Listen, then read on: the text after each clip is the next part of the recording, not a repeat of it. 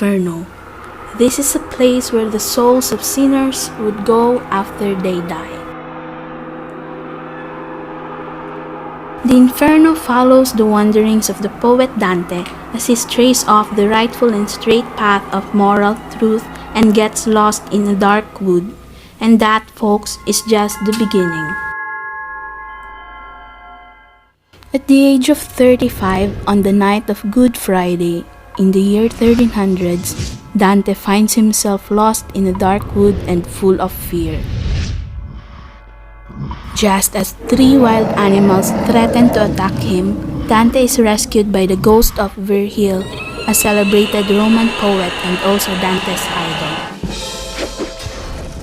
When asked why he came, Virgil answered that the head of heaven, the Virgin Mary and Santa Lucia felt sorry for Dante. Thanks, Virgil. But what are you doing here? I'm sorry, Dante. I heard what happened.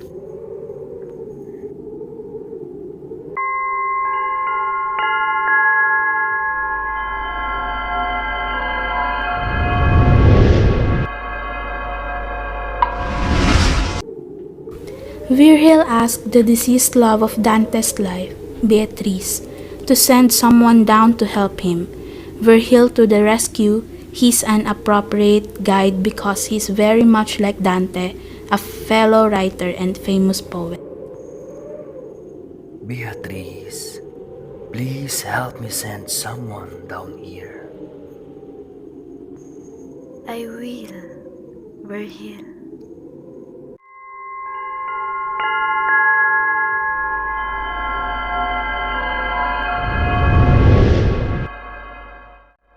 Dante passes through the gates of hell, which bears an inscription ending with the famous phrase, Lasciate ogni speranza voi scitrante, most frequently translated as, Abandon all hope, ye who enter here.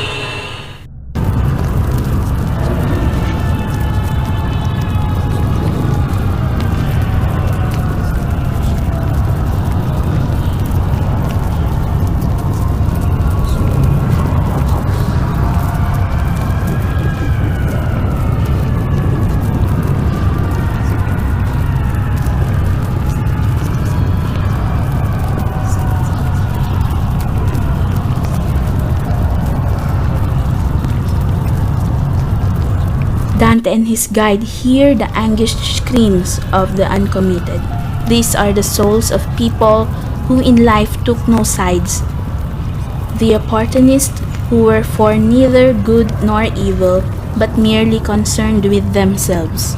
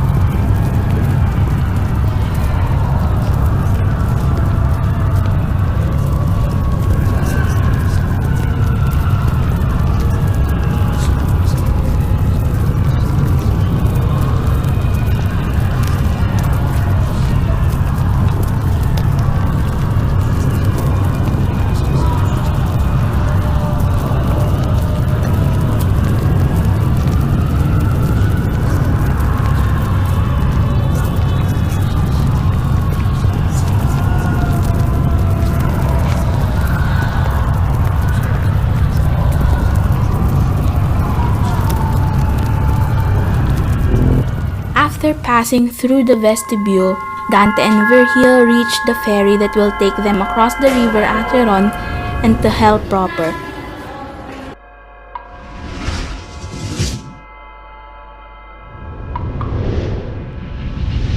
The ferry is piloted by Charon, who does not want to let Dante enter, for he is a living being. Virgil forces Charon to take him, however. The passage across the Acheron is undescribable, since Dante faints and does not awaken until he is on the other side.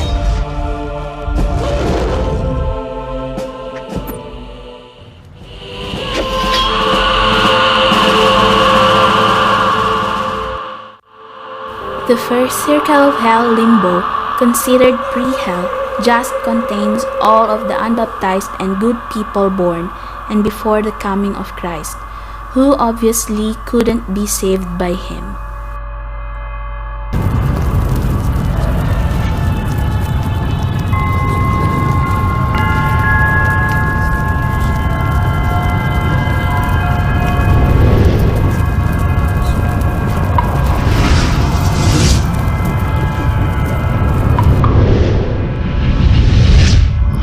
Welcome, Dante.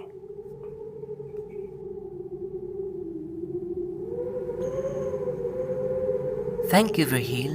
I will stay here for a while to band with my beloved friends. Yes, Dante. You can take your time.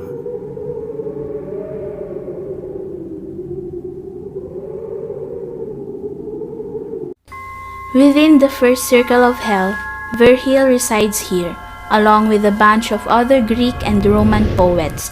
Dante encountered the poets Homer, Horace, Ovid, and Lucan, who include him in their number and make him sixth in that high company.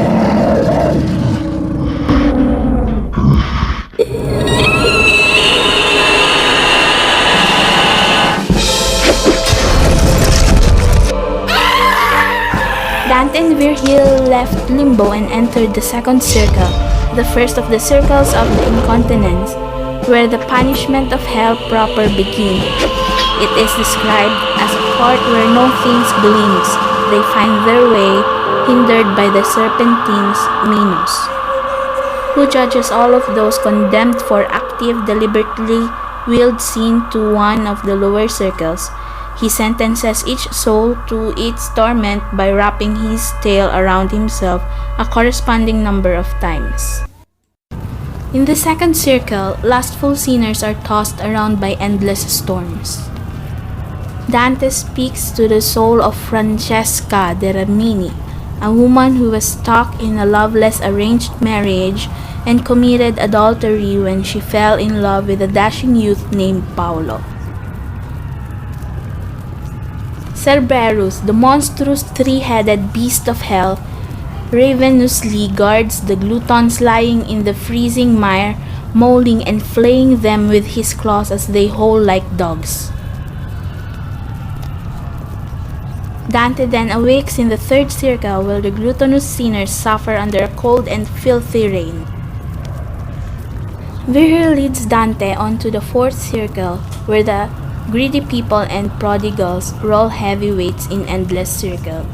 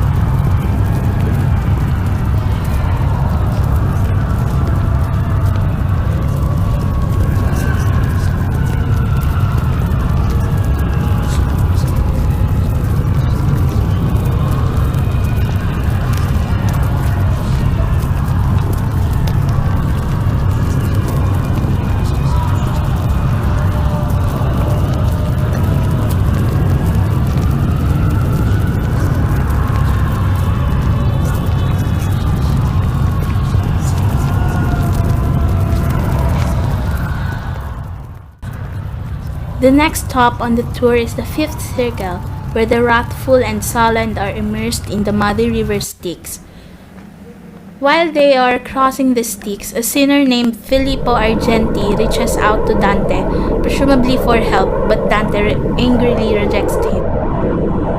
Now at the gates of a city called Dis, Virgil takes it upon himself to persuade the demon guards To let them pass unexpectedly, he fails.